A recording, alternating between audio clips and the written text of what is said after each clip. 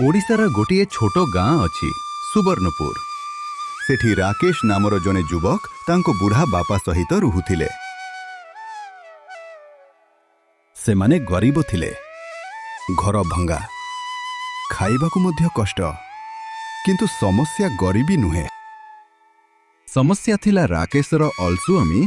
CA काम करू नथिला, लोके तांकू हसुथिले।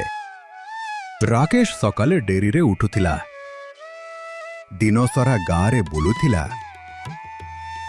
बापा जंगल को जाई काठ काटी आनुथिले ओ काठ को बजार रे बिक्री करी राशन सामग्री किणी आनुथिले। किंतु हठात दिने बापार देह असुस्थ हेबाकू लागिला।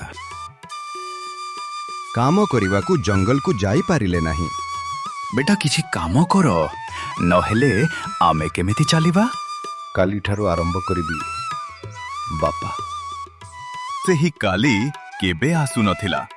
दिनकू दिन घरे राशन सामग्री सरी आसुथिला। गोटे दिन घरे खाइबाकू किछि नथिला। बेटा आज आमे भूखे रहिबाकू पड़िबो।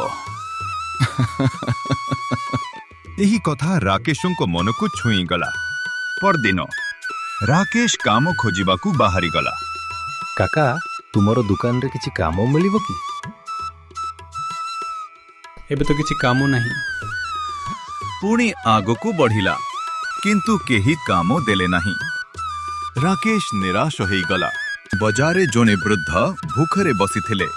बेटा मोते किछि खाइबाकू दे। राकेशको पाखरे केवल थोड़ा टंका थिला। से सही टंकारे समोसा किणी वृद्धंकु देला। वृद्ध हसी कहिले, तुमर मन भल, एइटा ने जादुई मसला। एहा देई समोसा बना, तुमर भाग्य बदली जिबा। एहा कही से वृद्ध हठात अदृश्य होई गले। राकेश घर को फेरी सबु कथा बापा को कहिला। चेष्टा करो बेटा। तापर दिन सकाले राकेश एक छोटो समोसा ठेला लगाइला।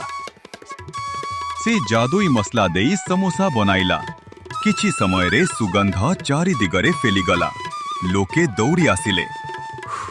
वाह, एहा केमिति सुगंध! सबु समोसा बिकिगला। दिनकू दिन राकेशर ठेला फेमस हेला। लोके लाइन लगाइबा आरंभ कले। से अलस ठारू परिश्रमी हेला।